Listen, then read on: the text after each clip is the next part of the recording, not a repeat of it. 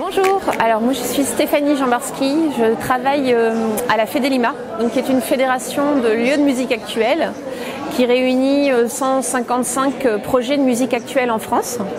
Et je travaille au sein de la FEDELIMA plus particulièrement sur les questions d'égalité, de diversité et de pratiques artistiques et culturelles.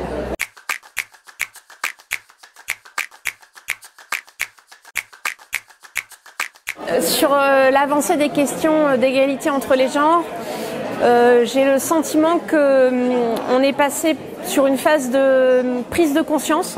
Alors elle est double, elle est individuelle et touche à la fois à l'intime et à l'extérieur, et elle est collective aussi.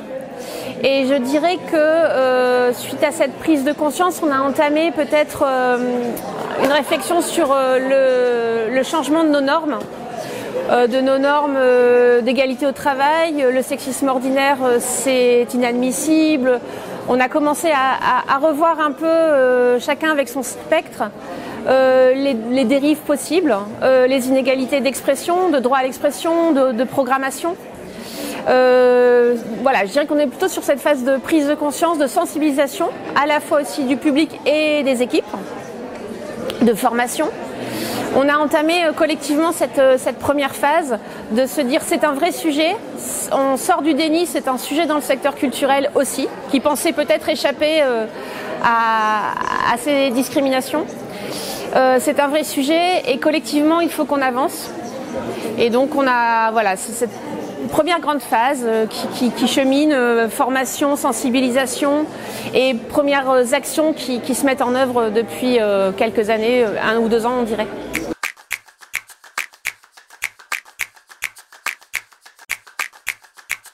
Je dirais qu'est-ce qui reste à faire, surtout ne rien lâcher parce que c'est des processus très longs à mon avis.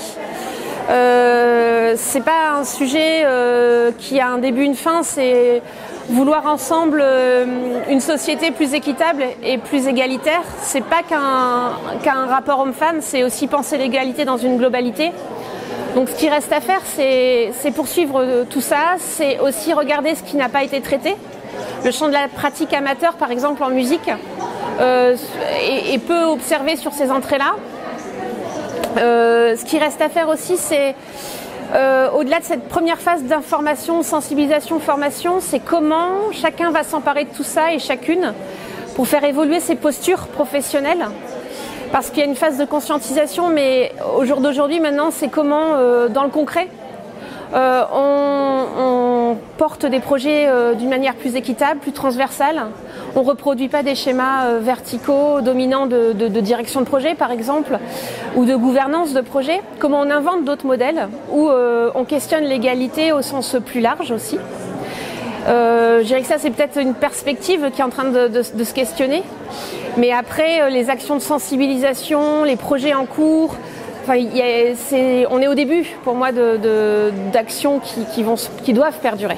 Par rapport au levier de changement, il y a effectivement, on va dire, des leviers structurels dans les projets culturels, c'est-à-dire comment on met en place une égalité au travail, on va dire, dans les équipes, dans les gouvernances de projets.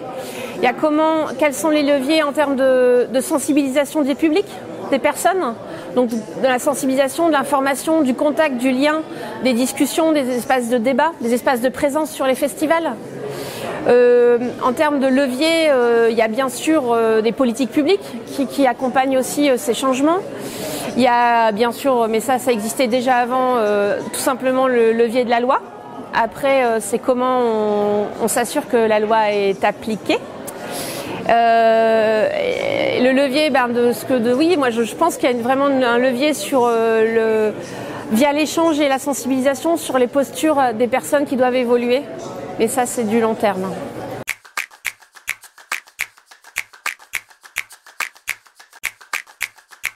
Sur la notion de programme, je dirais que, pour moi, l'important c'est qu'ils restent très divers et très multiples et qu'ils agissent à différents endroits. Il y a des programmes qui vont agir sur les pratiques artistiques, Dans le champ des musiques, par exemple, il y a des Girls Rock Camp qui agissent sur la pratique artistique des musiciennes, des espaces d'audace où elles peuvent s'exprimer, jouer en groupe, prendre confiance en elles sur scène. Il y a des dispositifs qui vont agir sur par exemple la donnée technique dans certains métiers de la culture et notamment dans la musique. Donc des stages en non-mixité de sensibilisation au mixage, à la régie son, pour pas resubir d'autres dominations liées à un vocabulaire, liées à du matériel technique, qui sont aussi très importants. Il y a des dispositifs qui vont accompagner le développement d'entrepreneuriat au féminin, comme du mentorat par exemple, sur ces questions-là, qui vont accompagner le fait de décider de quelle manière on veut être professionnel dans le secteur culturel. Voilà, des dispositifs de mentorat, des dispositifs de stage en non-mixité, mais aussi beaucoup de tables rondes et puis de débats qui peuvent questionner le sujet. Je pense l'importance d'alterner aussi entre des espaces de non-mixité, qui sont des outils de travail, des espaces qui, le temps d'un projet, sortent essaye de gommer les discriminations systémiques de la société. La non-mixité permet ça, de repenser les choses sans subir les discriminations systémiques de la société, mais pas comme une finalité.